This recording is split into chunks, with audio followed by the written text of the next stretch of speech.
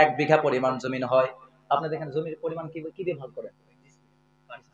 কাঠা। যদি মনে করেন 1 কাঠা জমির যদি আল সে 1 ইঞ্চি পরিমাণ নিয়ে নেয়, তাহলে তার ঘাড়ের উপরে 7 কাঠা জমিন তার ঘাড়ের উপরে তুলে দেওয়া হবে। নাউযুবিল্লাহ বলেন।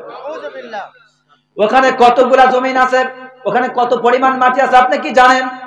আপনি তো 1 কোদাল মাটি কেটেছেন, কিন্তু হাশরের ময়দানে রব্বুল আলামিন আপনাকে আযাব দেওয়ার জন্য পুরা 7 কাঠা জমিন 7 গুণ করে আপনার ঘাড়ের উপরে তুলে দিবেন। ওই মাটির চাপে তার আযাবে আপনি জমিনে পিষ্ট হয়ে চলে যাবেন, কিন্তু মরবেন না। লা ইয়ামুতু ফিহা ওয়ালা ইয়াহইয়া, সেখানে মরবেনও না, বাঁচার মতো বাঁচতেও পারবেন না, শুধু কষ্ট আর কষ্ট, আযাব আর আযাব। আপনাকে কেউ রক্ষা করার জন্য কেউ যাবে না।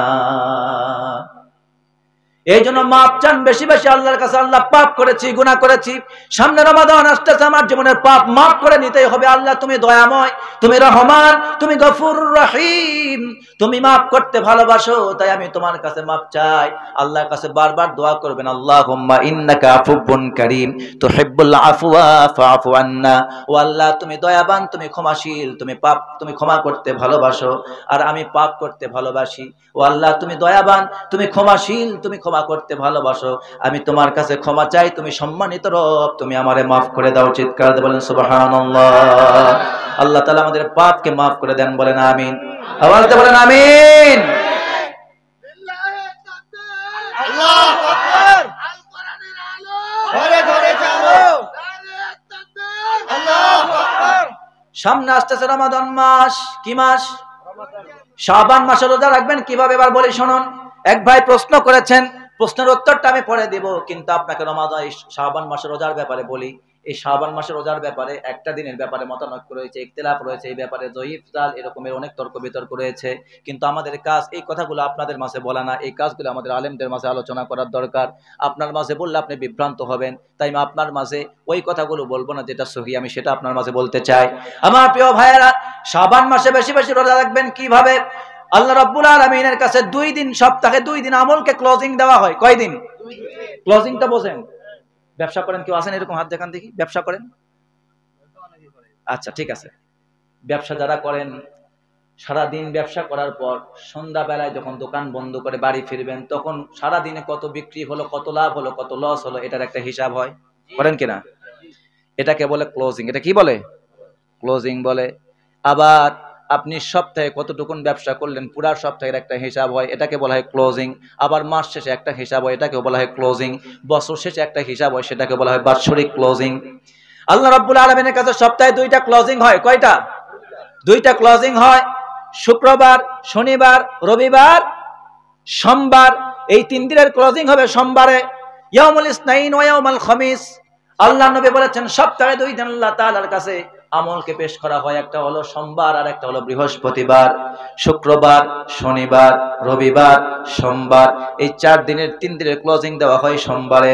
আবার মঙ্গলবার, বুধবার, এই 2 দিনের ক্লোজিং দেওয়া হয় বৃহস্পতিবারে। বৃহস্পতিবার সহকারে 3 দিনের ক্লোজিং হয় বৃহস্পতিবারে।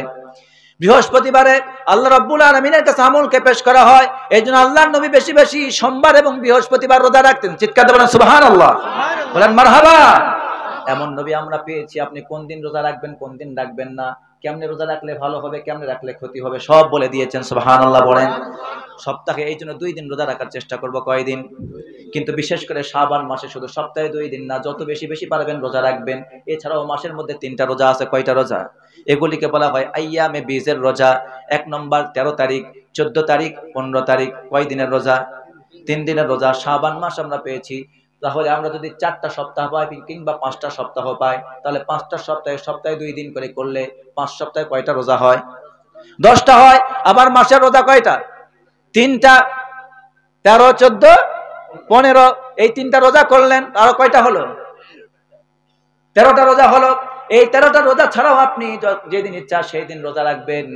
তাহলে রব্বুল আলামিন বলেছেন, ইন্নাল্লাহা, নবীজি বলেছেন, ইন্নাল্লাহা লা ইয়াত্তালিউ ফি লাইলাতিন নিসফি মিন শাবান ফায়াগফিরু লিজামিই খালকি ইল্লা লিমুশরিকিন আও মুশাহিন। নবীজি বলেছেন, আল্লাহ রব্বুল আলামিন মধ্য শাবানের রজনীতে তার সমগ্র সৃষ্টির প্রতি দৃষ্টিপাত করেন, সবাইকে মাফ করে দেন, কেবলমাত্র শিরিককারী আর হিংসা বিদ্বেষ পোষণকারী ছাড়া সবাইকে মাফ করে দেন। সুবহানাল্লাহ। এই জন্য আপনাকে বেশি বেশি রোজা রাখতে হবে শাবান মাসে। কিন্তু আমাদের সমাজে প্রচলিত আছে আমরা শাবান মাসের 15 তারিখ আসলে রোজা রাখি, বাকিগুলা নাই। এটা হলো ভুল প্রচলন, এটা আমাদের সমাজে তৈরি করা প্রচলন। তবে একটি কথা বিশেষ করে বলা হয়েছে, তর্ক বিতর্কের উপরে মেনে নেওয়া হয়েছে, সেটি হলো 15 তারিখের রোজা। এই তর্ক বিতর্কের পরে 15 তারিখের রোজাকে মেনে নেওয়া হয়েছে, অনেকেই মেনে নিয়েছেন এই রোজাটাকে। কিন্তু আমরা যদি এটা আইয়ামে বীজের সাথে মিলাই দেই তাহলে আইয়ামে বীজের রোজার মধ্যে পড়ে যায়, ঠিক কিনা বলেন?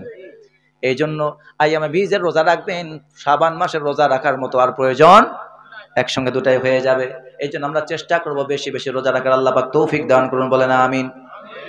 এখন যে কথাটা আপনাকে আমি বলতে চাই আমার প্রিয় ভাইয়েরা, খুবই মনোযোগ দিয়ে শুনবেন। আপনার জীবনে অনেক পাপ আছে, আপনি ফরজ নামাজ পড়েন, অনেকেই আছে ফরজ নামাজ পড়ি কিনা, জুমার নামাজ পড়ি কিনা, ফরজ নামাজ পড়ি 5 ওয়াক্ত, জুমার নামাজ পড়ি, রমজান মাস আসলে পরে ফরজ রোজা রাখি। আবার আমরা যখন সুযোগ পাই দান খয়রাত করা তখন দান খয়রাত করি। আবার যখন সুযোগ পাই সামর্থ্য হয় তখন জাকাত ফরজ হলে জাকাত দিয়ে দেই। আবার যদি কারো উপর হজ ফরজ হয়ে যায়, সামর্থ্য হয়ে যায়, তখন সে হজ করে আসে, ঠিক কিনা বলেন?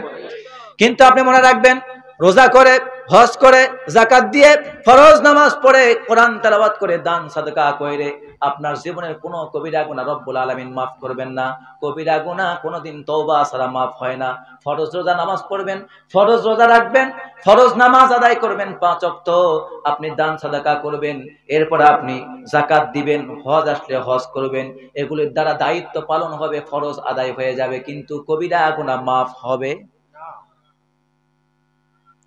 কবিরা গুনাহ এগুলি কখনোই আপনার কম্পেনসেট করবে না, একটার ক্ষতিপূরণ করবে না। কবিরা গুনাহ এতটাই মারাত্মক। কবিরা গুনাহগুলা কি কি? 1 নম্বর আপনাকে বলতে শুনুন, পিতা মাতার অবাধ্য হওয়া। কি হওয়া? পিতা মাতার অবাধ্য হওয়া, মায়ের অবাধ্য হওয়া, বাবার অবাধ্য হওয়া। মা বাবার কথা শোনে না এমন সন্তান আছে না নাই? মা বাবার কথা শোনে না, পিতা মাতার অবাধ্য হয়। আল্লাহর নবী বলেছেন সালাসাতুন কদ হারামাল্লাহু আলাইহিমুল জান্নাহ। নবীজি বলেছেন 3 শ্রেণীর লোক আল্লাহর জান্নাতে প্রবেশ করবে না। কত শ্রেণীর? 3 শ্রেণীর মানুষের জন্য রব্বুল আলামিন জান্নাতকে হারাম করে দিয়েছেন। খুব মনোযোগ দিয়ে কথাগুলো শুনবেন, হৃদয় থেকে শুনবেন, কলিজার ভিতরে গেঁথে নেবেন, বাড়িতে গিয়ে আমল করবেন, নিজে আমল করার চেষ্টা করবেন। বাকি জীবনে যা ভুল ছিল ভুল তো ভুলি, আজকে শোনার পর তওবা করব, আল্লাহ মাফ করে দিবেন, বলেন আমিন। আল্লাহর নবী বলেছেন 3 শ্রেণীর জন্য জান্নাত হারাম। কয় শ্রেণীর জন্য? এটা কোনো মুশরিকদের কথা বলা হয় নাই, মুসলমানদের কথা বলা হচ্ছে। আল্লাহর নবী বলেন সালাসাতুন কদ হারামাল্লাহু আলাইহিমুল জান্নাহ। 3 শ্রেণীর মুসলমানের জন্য জান্নাতকে রব্বুল আলামিন হারাম করে দিয়েছেন। মুদমিনুল খামার, 1 নম্বর হলো ওই সন্তান যারা নেশা পান করে, ওই মুসলমান যারা নেশা পান করে। নেশা পানকারী আছে না নাই? 2 নম্বর ওয়ালা আকুলি ওয়ালিদাই, ওই সন্তান যে সন্তান তার পিতা মাতার অবাধ্য হয়, আছে না নাই? পিতা মাতার কথা শোনে না। এমন কি আমরা আমাদের কানে শুনতে পাই, অনেক সময় অভিযোগ আসে, হুজুর আমার সন্তানকে একটু নসিহত করবেন, তাকে একটু বুঝাবেন, তাকে একটু আপনি চেষ্টা করবেন কোরআন হাদিস বোঝানোর জন্য, আল্লাহর ভয় তার দিলের মধ্যে দেওয়ার চেষ্টা করবেন। কারণটা কি, কি হয়েছে আমার মা, আমাকে খুলে বলুন। মা তখন বলে বড় আফসোস নিয়ে, আমার সন্তান আমারে পিটায়, সে তার বাপরে পিটায়। সন্তান বাবারে পিটায়, মারে পিটায়। এমন কি সন্তান মায়ের গলায় ছুরি ধরে, বাবাকে লাঠি দিয়ে পিটায়, বাবার মাথায় লাঠি দিয়ে আঘাত করে বাবাকে দুনিয়া থেকে বিদায় করে দিয়েছে। এমন সন্তান পৃথিবীতে আছে।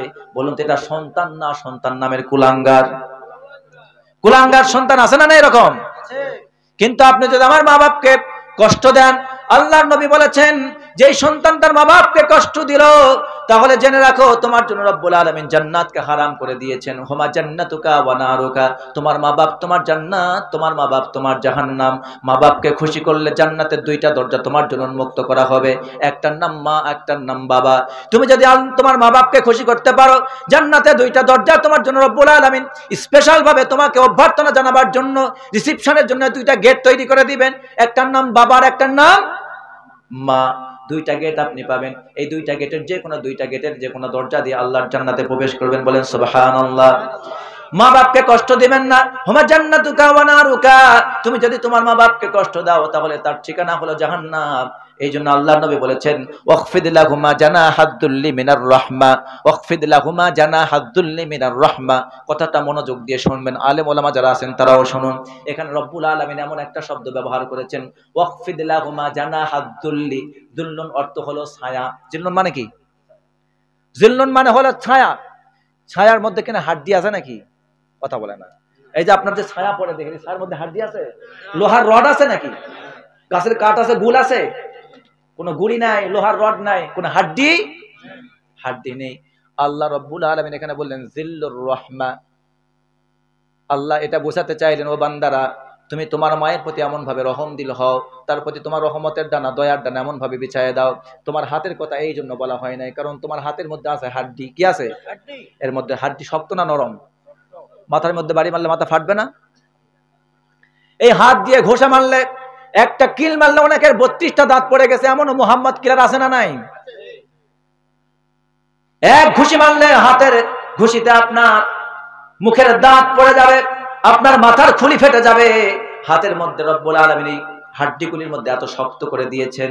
আল্লাহ রব্বুল আলামিন মায়ের খেদমত যখন করতে চাইলেন, মায়ের ব্যাপারে যখন সম্মান দেখাতে চাইলেন, মাকে যখন ভালোবাসার কথা বললেন, তখন হাতের কথা ব্যবহার করেন নাই, কারণ ইয়াদুন শব্দ ব্যবহার করতে পারতেন। ইয়াদুন শব্দ ব্যাখ্যা করলে হাতের মধ্যে কি আছে? উপরে আছে চামড়া, তারপরে রক্ত, তারপরে রক্ত, তারপরে আছে হাড্ডি।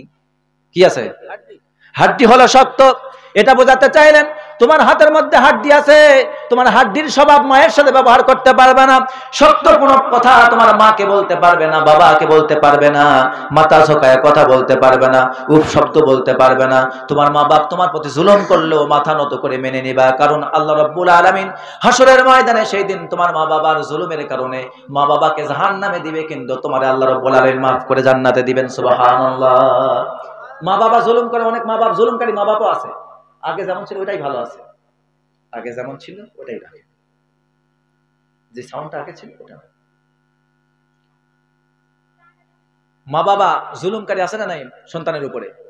সন্তানের প্রতি জুলুম করে এমন মা বাপ আছে, কিন্তু আপনি জেনে রাখবেন, মা বাপ যদি সন্তানের প্রতি জুলুম করে, এর জন্য তারা যে পার পেয়ে যাবে হাসরে তা কিন্তু না, তারাও আল্লাহর কাছে ধরা খাবে, কিন্তু আপনি ধরা খাওয়ার ব্যবস্থা করবেন।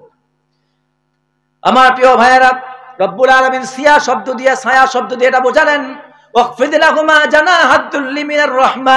ছায়ার মধ্যে যেমন হাড্ডি নাই, রড নাই, শক্ত বলতে কিছু জিনিস নাই। তুমি যখন তোমার মা বাবার প্রতি সৎ ব্যবহার করবে, তোমার ব্যবহারের মধ্যে যেমন এমন কর্কশ কোনো শক্ত ব্যবহার না থাকে,